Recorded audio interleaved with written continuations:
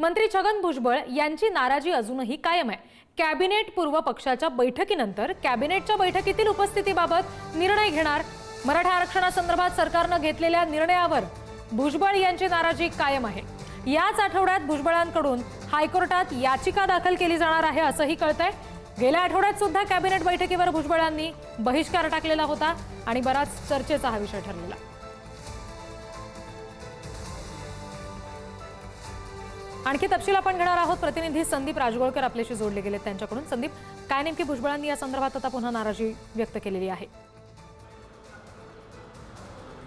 रिद्धी, ज्यावेळेला मनोज जरांगे पाटील यांचं आंदोलन झालेलं होतं मुंबईमध्ये, त्यानंतर राज्य सरकारनं जो निर्णय घेतलेला होता त्या निर्णयावर छगन भुजबळ हे नाराज आहेत आणि मागच्या मंगळवारी ज्यावेळेला कॅबिनेट झाली होती सह्याद्रीवर, त्यावेळेला त्यांनी बहिष्कार टाकलेला होता आणि ते निघून गेलेले होते। मात्र प्री कॅबिनेटला ते उपस्थित होते। आज देखील ते प्री कॅबिनेटला उपस्थित राहणार असल्याची माहिती आहे।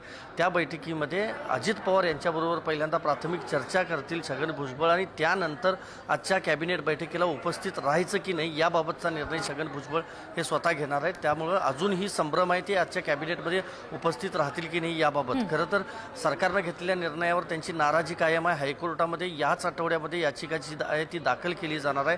एकीकडे विजय वडेट्टीवार, लक्ष्मण हाके किंवा इतर ओबीसी नेते वेगवेगळ्या बैठका घेत आहेत, वेगवेगळे निर्णय घेत आहेत आणि त्यातच छगन भुजबळ यांचा देखील एकला चलो रेचा नारा पाहायला मिळतोय। सरकारच्या विरोधात खरं तर ही याचिका दाखल केली जाणार आहे। त्यामुळे सरकारकडून जरी प्रयत्न सुरू असले त्यांची नाराजी दूर करायचा अजूनही यश आलेलं नाही असं म्हणता येईल आणि ही याचिका या आठवड्यात दाखल होणार असतानाच आज होणाऱ्या कॅबिनेट बैठकीला देखील छगन भुजबळ अनुपस्थित राहतील अशी एक शक्यता वर्तवली जाते। मात्र प्री कॅबिनेट नंतर त्यांचा निर्णय खरं तर होणार आहे।